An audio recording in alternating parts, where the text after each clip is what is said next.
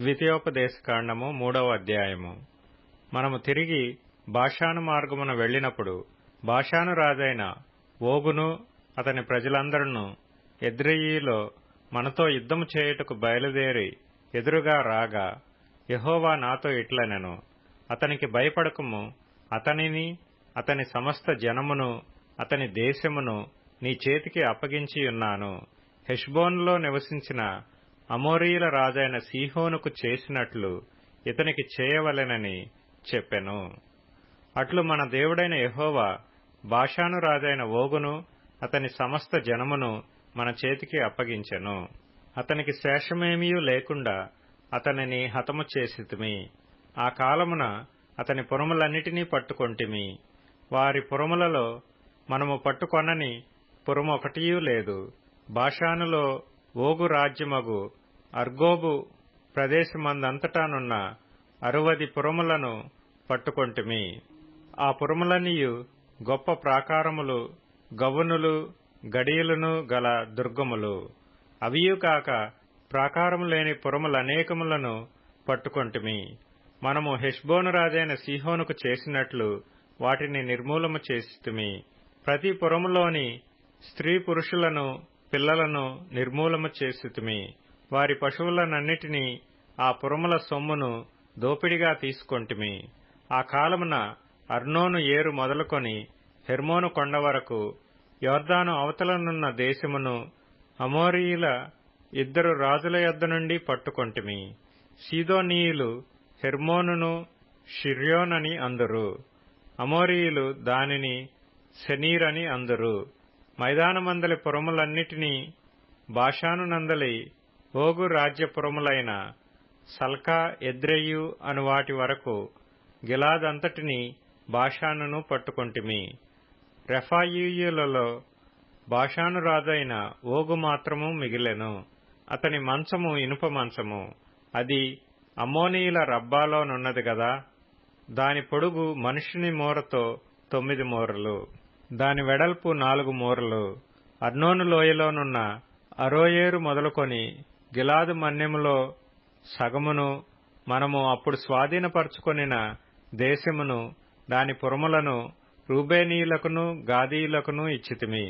ఓగు రాజు దేశమైన బాషాను యావత్తును, గిలాదులో మిగిలిన దానిని అనగా రెఫాయీయుల దేశమనబడిన బాషాను అంతటినీ, అర్గోబు ప్రదేశమంతటినీ మనష్షే అర్ధగోత్రమునకిచ్చితిని. మనష్షే కుమారుడైన యాయూరు గెషూరీయుల యొక్కయు మాయాకాతీయు యొక్కయు సరిహద్దుల వరకు అర్గోబు ప్రదేశమంతటినీ పట్టుకొని తన పేరును బట్టి వాటికి యాయూరు బాషాను గ్రామములని పేరు పెట్టెను. నేటి వరకు ఆ పేర్లు వాటికున్నవి. మాకీరీయులకు గిలాదునిచ్చితిని.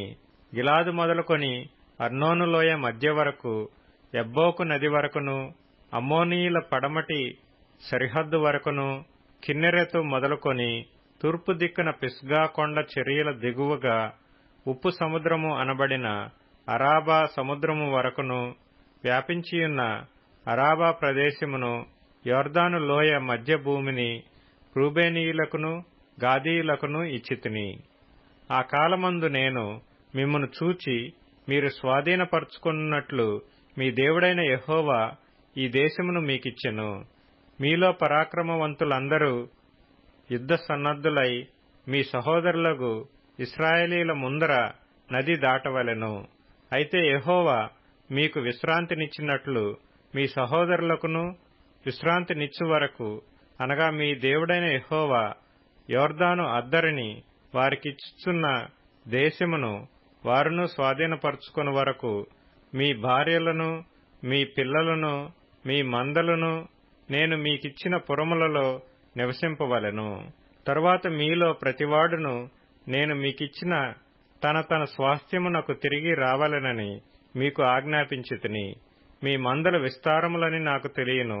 ఆ కాలమున నేను యెహోషువతో ఇట్లంటిని, మీ దేవుడైన యెహోవా ఈ 2 రాజులకు చేసినదంతయు నీవు కన్నులారా చూచితివి గదా. నీవు వెళ్ళుచున్న రాజ్యములనన్నిటినీ యెహోవా అలాగుననే చేయును. మీ దేవుడైన యెహోవా మీ పక్షముగా యుద్ధము చేయువాడు గనుక వారికి భయపడవద్దని ఆజ్ఞాపించితిని. మరియు ఆ కాలమున నేను, యెహోవా ప్రభువా, నీ మహిమను నీ బాహుబలమును నీ దాసునికి కనపరచ మొదలుపెట్టి యున్నావు. ఆకాశమందే గాని భూమి అందే గాని నీవు చేయు క్రియలను చేయగల దేవుడెవడు? నీవు చూపు పరాక్రమమును చూపగల దేవుడెవడు?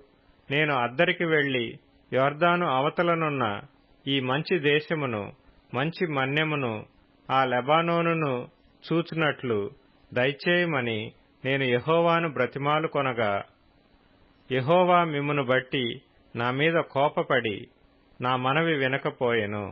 మరియు యెహోవా నాతో ఇట్లనెను, చాలును, ఇకను ఈ సంగతిని గూర్చి నాతో మాట్లాడవద్దు. ఈ యొర్దానును దాటకూడదు. కాని నీవు పిస్గా కొండ ఎక్కి కన్నులెత్తి పడమటి వైపును, ఉత్తరం వైపును, దక్షిణ వైపును, తూర్పు వైపును తేరి చూడుము. యెహోషువకు ఆజ్ఞ ఇచ్చి అతని ధైర్యపరచి దృఢపరచుము. అతడు ఈ ప్రజలను వెంటబెట్టుకొని నది దాటి నీవు చూడబోవు దేశమును వారిని స్వాధీనపరచుకొనజేయును. అప్పుడు మనము బేత్పయోరు ఎదుటనున్న లోయలో దిగియుంటిమి.